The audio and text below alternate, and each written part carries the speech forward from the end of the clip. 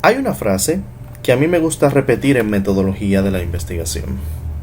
Una investigación mala no empieza siendo mala cuando el estudiante corre una regresión. Empieza mucho antes. Empieza cuando el estudiante confunde un tema con un problema, una curiosidad con una pregunta y una opinión con evidencia. Cuando alguien dice, mi tema es la pobreza en República Dominicana, eso puede sonar importante, pero todavía no es investigable. Pues en este caso esto es demasiado grande. Nadie puede estudiar la pobreza completa en un semestre. Lo que sí se puede estudiar es una parte específica. Por ejemplo, ¿qué características de los hogares están asociadas con pobreza monetaria en un periodo concreto utilizando una encuesta concreta? Esta primera clase tiene como misión enseñarles a pasar de la niebla a la precisión. La niebla es el tema general: educación, desempleo, inflación, informalidad.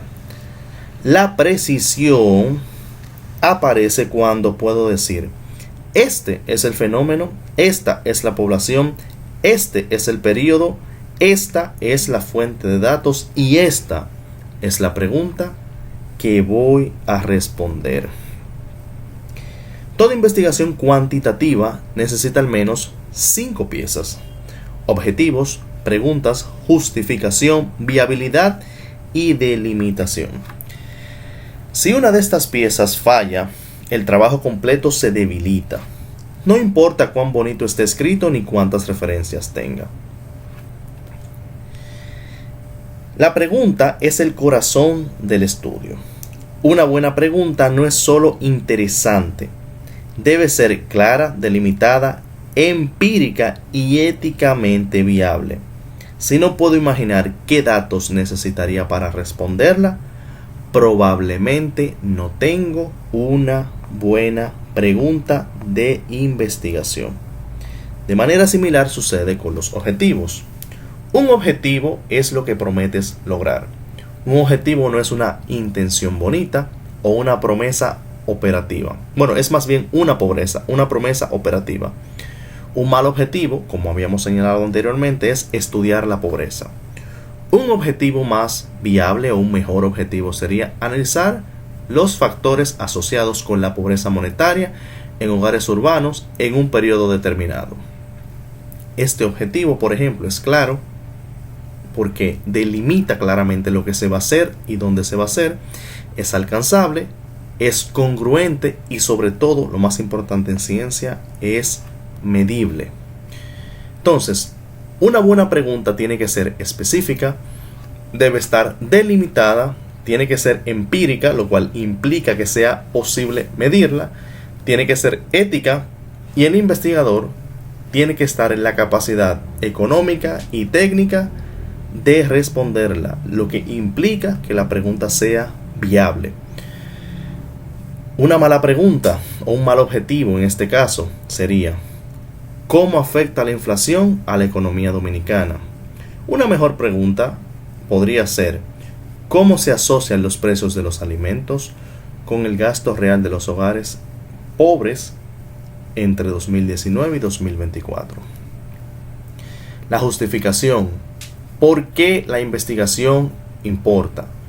Esta parte no es relleno y es fundamental en una tesis y en una investigación. Primero es necesario decir por qué conviene hacer este tema en particular. ¿Existe un momentum o alguna actividad en particular que haga que sea conveniente en este momento? Por ejemplo, analizar el impacto económico de los Juegos Panamericanos que acaban de concluir recientemente o del Mundial de Fútbol. Pero además, específicamente para los estudios económicos, una de las importancias más relevantes es la relevancia social, ya que la economía es una ciencia social. Entonces, cuando se haga esta investigación, ¿tendrá algún impacto social? ¿Algún grupo en específico se verá beneficiado? También A esto se podría añadir cuáles son las implicaciones prácticas. ¿Podrá a partir de esta investigación diseñarse algún tipo de política pública?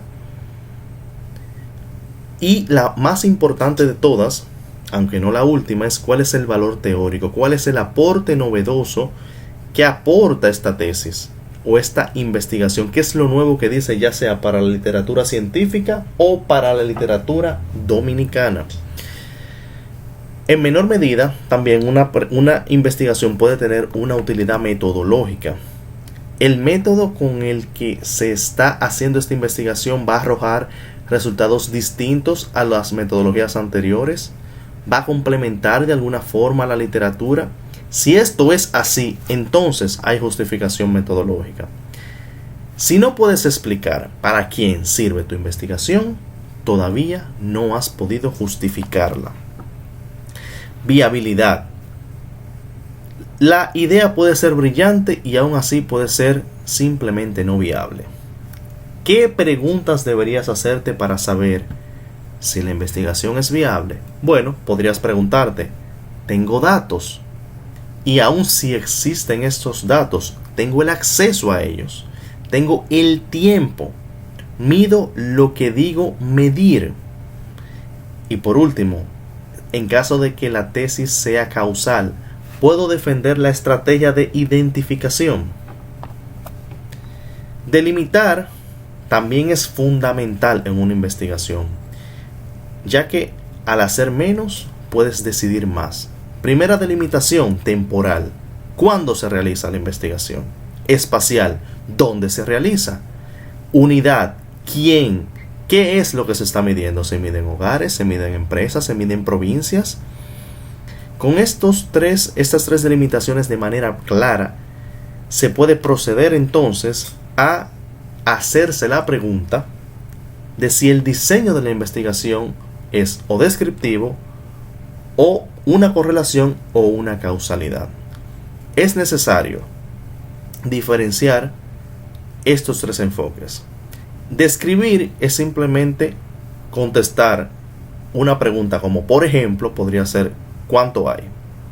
Asociar respondería más bien a ¿qué variable se mueve con qué variable? Pero el enfoque más delicado es el enfoque causal, porque el enfoque causal implica qué pasaría si cambiamos X. El salto de asociación de un estudio correlacional a un estudio causal exige que se tenga un contrafactual. Siendo un contrafactual, ¿qué habría pasado en ausencia de la política o en ausencia del choque de la variable? Esto lo veremos más en detalle más adelante en el curso. El contrafactual es hasta cierto punto la pregunta invisible, aquello que no observamos. Un estudiante A trabaja durante el semestre y tenemos que su calificación observada fue un 74, una C. ¿Qué nota habría sacado ese mismo estudiante si no hubiese trabajado? Bueno, no podemos clonar al estudiante, por tanto, esa parte no se observa. Por tanto, el diseño causal lo que intenta es aproximarlo. Un diseño causal serio no compara dos personas cualesquiera, más bien intenta reconstruir un mundo alternativo y comparable. Entonces, la tarea 1, en este caso, la tarea 1 no pide que hasta ahora que desarrollen un tema propio, porque antes de ustedes desarrollar un tema, primero hay que aprender la anatomía de cómo se investiga. De hecho, antes de formular su investigación, el estudiante debe identificar en una de las tesis existentes en el blog cuál fue el tema, cuál fue el problema, cuál fue la pregunta, cuáles fueron los objetivos, qué base de datos utilizaron, qué variables utilizaron y a qué tipo de conclusión llegaron. La anatomía de una investigación en economía implica que, la anatomía de la naturaleza que van a hacer, primero dice que tienen que seleccionar la tesis de ejemplo, identificar la estructura anteriormente mencionada, clasificar la pregunta en si la pregunta es correlacional, si la pregunta es causal, si la pregunta es descriptiva, Y luego, si hay causalidad, si la pregunta es causal, entonces evaluarla. El formato es que esto deben escribirlo a mano. Y también deben, una vez lo escriban, grabar un pequeño video en YouTube y hacer una pequeña presentación de la tesis que eligieron y de lo que, o sea, una presentación grabada, pero con una PPT que acompañe a la tarea. La lectura que deben hacer es una lectura crítica. Yo no quiero que solamente resumen y diagnostiquen. Leer como un economista implica hacerse las preguntas que se hizo el autor, como por ejemplo, ¿qué es lo que el autor quiere en el fondo saber? ¿Qué datos está utilizando? ¿Qué variables intenta explicar, si acaso está intentando explicar alguna? ¿Qué puede concluir y qué no puede concluir? Entonces, las primeras 4 clases haremos lo siguiente. Tocaremos la anatomía de una investigación. La primera clase. En la segunda clase tocaremos un poco del marco teórico y los mecanismos. En la tercera clase hablaremos del alcance. Y en la cuarta clase nos centraremos en la formulación de hipótesis cuando aplique. No se les pedirá en esta clase que creen un tema o que busquen un tema antes de aprender a distinguir esto con claridad. Uno de los ejercicios que quiero que hagan y que añadan a su presentación es el siguiente. Por ejemplo, este es un ejemplo de una mala pregunta. ¿Cómo afecta la educación al país? Miren cómo sería una mejor pregunta. ¿Qué relación existe entre el acceso a las TIC y la culminación escolar secundaria en Dominicana en ese periodo en específico? En este caso, la precisión no es formalismo, es la condición para producir evidencia útil. Yo les voy a pedir que me busquen 3 ejemplos de preguntas, de malas preguntas, y cuáles serían mejores preguntas. Y tienen que ser preguntas evidentemente de la parte económica. Errores que deben morir o que aspiraremos a que mueran desde la semana número 1. Primero, seleccionar un tema gigantesco. Segundo, objetivos que no responden la pregunta. Tercero, una justificación que sea simplemente decorativa. Cuarto, utilizar datos inexistentes. Y 5, y este es particularmente importante, es hacer un estudio o reclamaciones causales cuando no hay un diseño o una estrategia de identificación. Entonces, lo que me gustaría que se lleven hoy, ¿verdad? En síntesis. Primero, una investigación fuerte no nace de una frase bonita. Nace de una pregunta que sea clara, una delimitación honesta, datos posibles y conclusiones que no prometen más de lo que pueden probar. La tarea 1 entrena exactamente esta parte. 1. Leer las tesis que están acá. Identificar, clasificar y juzgar. Y luego, además de eso, presentar todo eso en una diapositiva y en un pequeño video.